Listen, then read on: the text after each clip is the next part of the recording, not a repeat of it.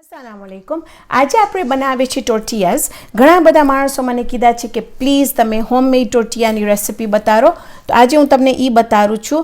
ટોર્ટિયાઝ બનાવવા માટે જે ખાસ મેક્સિકનની રેસિપી છે એમાં ઓલાકા લાડ વાપરે છે, જે સુવરનું ઓલાકા એમાંથી લાડ બનાવે છે। હવે આપણે સુવર નથી ખાતા જરાય, તો એના બદલીમાં હું ક્રિસ્કો વેજીટેબલ શોર્ટનિંગ નાખું છું ને ક્રિસ્કોની તમે જો એકે પણ તમારી પાસે વેજીટેબલ શોર્ટનિંગ હોય તો તમે એ નાખી શકો છો। હવે 3 કપ વ્હાઈટ ફ્લાવર કે 3 કપ મેદા વાપરે છે આપણે, એની અંદર આપણે 3 ચમચા ક્રિસ્કો નાખશું। આપણે એને ફાઇન રીતે આમ બાઇન્ડ કરશું કે પક્કા તમને લાગશે કે આમાં બ્રેડ ક્રમ્સ જેવું થઈ ગયું છે। એમાં આપણે 1 ચમચી નિમક નાખશું અને આપણે શરૂ કરશું। મારી પાસે છે અહીંયા સારા 3 કપ પાણી, પણ આપણે જોશું કે આપણને કેટલું ખપશે, આપણે બધું અંદર નહીં નાખી દે। તો ચાલો આપણે શરૂ કરીએ મિક્સ કરવાનું। હવે આપણે એની અંદર નિમક નાખશું અને હજી આપણે મિક્સ કરશું પક્કા। તમને આમ ખાસ આમ દેખાય કે એમાં આમ કણી કણી દેખાશે તમને એની અંદર।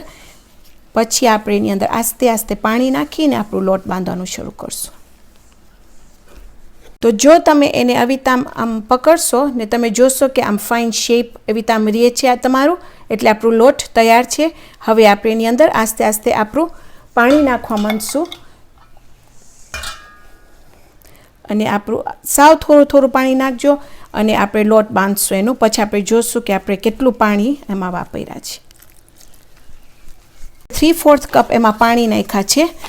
હવે તમે જોશો કે આપણું લોટ ભીનું છે, જે બહુ જ ફાઇન કહેવાય, કારણ કે તમને ખબર છે કે તમારું લોટ જરાક ભીનું હોય, કારણ કે હવે આપણે એને એવી રીતે આમ બાંધશું 5 મિનિટ સુધી કે પક્કા તમને આમ લાગશે કે એટલું ફાઇન સિલ્કી વ્હાઈટ પોચું લોટ લાગશે। તો હું એને બાંધીશ લગભગ 5 મિનિટ, પછી આવીને હું તમને બતાવીશ કે એ કેવું લાગુ ખપે। પછી આપણે એને 20 મિનિટ માટે એને રેસ્ટ કરશું। આવીને પછી આપણે ટોર્ટિયાઝને વણશું। 5 મિનિટ થઈ, હું બરાબર ફાઇન રીતે એને ગૂંદી છું લોટને। તમે જોશો કે આપણું લોટ એટલું ફાઇન રીતે આમ સોફ્ટ ને સિલ્કી લાગે છે જો તમે।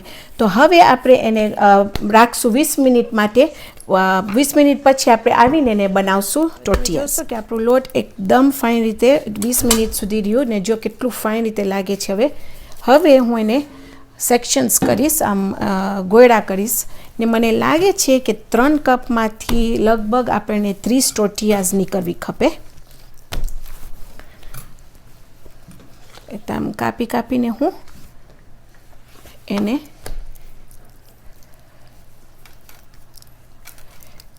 આમ ગોળા બનાવીશ ને આપણે રાખશું, પછી એને શેકશું।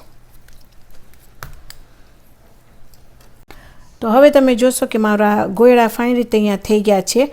મારી ભૂલ થઈ, 30 નથી નીકળતા, તમને માન એમાંથી 12 કે 15 નીકળશે ને એનું એ રીઝન છે કે આપણે આ સાવ નાના નથી, સાવ નાની હું નહીં વણું, સાવ રોટલી જેટલી 5 ઇંચ જેટલી, આ જાક વધારે મોટી હશે, કારણ કે હું ફહીરાઝ બનાવું છું આજે। તો એના લીધે તમને ખબર પડશે કે 3 કપમાં લગભગ 12 નીકળે છે। તો હવે ચાલો આપણે શરૂ કરીએ એને વણવાનું। તો હવે આપણે આપણા ગોળા લેશું, થોડુંક લોટ છાંટશું, પછી આપણે એને વણવા માંડશું। હવે પહેલાં જો તમારી ફાઇન રાઉન્ડ રોટલી કે ટોર્ટિયા ના થતી હોય તો હું તમને બતાવીશ કે આમ કરવાનું। તમે આવી રીતે આમ સીધા એને વણો, પણ પાછું એને ટર્ન કરો જરાક, જો ચોટે તો થોડુંક લોટ નાખો એમાં, પછી પાછું સીધું વણો, ટર્ન કરો,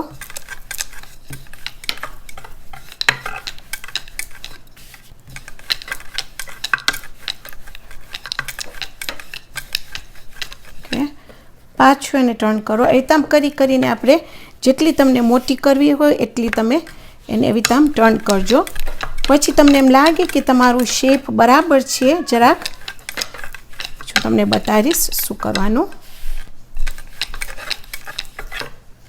પછી આમ જ તમે હાથેથી એને ટર્ન કરતા રહેજો ને એને વણતા રહેજો આવી રીતે। તો તમારી પરફેક્ટ રાઉન્ડ ટોર્ટિયાઝ નીકળશે બધી.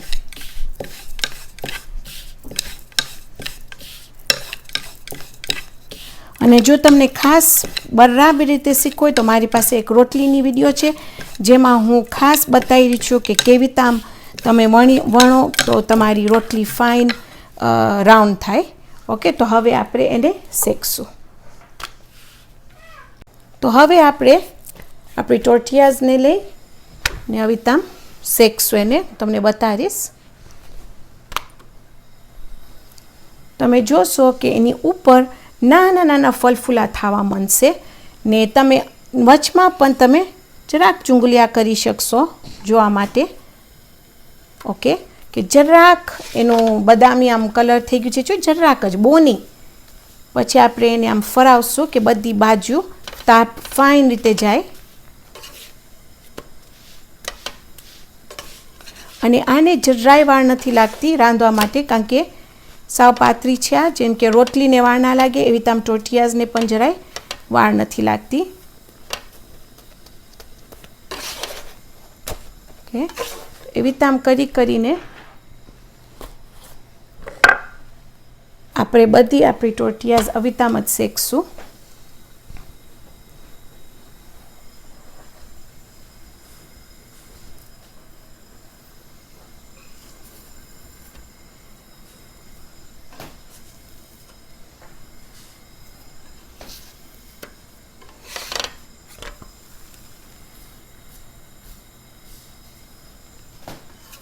પાછું તમે નીચે જોજો કે આમ ફાઇન એનું જરાક બદામી કલર, ખાલી જરાક આમ ડોટ્સ થવા જાય, જરાક જ, બહુ નહીં.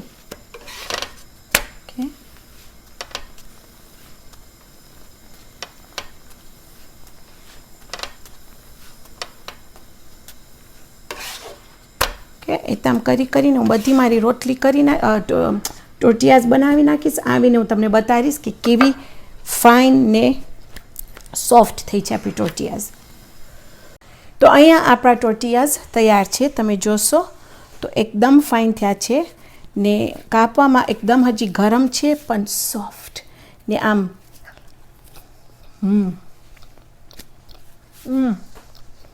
ઘરની ટોર્ટિયાઝ અને દુકાનની ટોર્ટિયાઝ સાવ એનું સ્વાદ જુદું છે.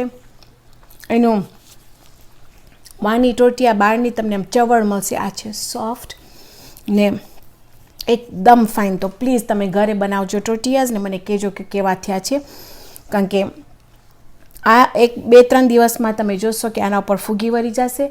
જ્યાં તમે બહારેથી લ્યો છો ટોર્ટિયાઝ એને 2-3-6 મહિના સુધી બહારે પડી હોય છે અને જરાય નથી બગડતી. એ આપીને એક વસ્તુ કહે છે કે એમાં કેટલા જાતના ઓલા કેમિકલ્સ નાખે છે ને પ્રોસેસ કરે છે, જે આપણા માટે સારું નથી જરાય. તો પ્લીઝ તમે ઘરે બનાવજો, મને કહેજો કે કેવું થયું છે. ઇન્શાલ્લાહ આજે આપણે બનાવ્યા છે ઘરની બનાવેલી ટોર્ટિયાઝ. ઇન્શાલ્લાહ આવતી વખતે આપણે બીજી જબરદસ્ત રેસિપી બનાવશું. તો ત્યાર સુધી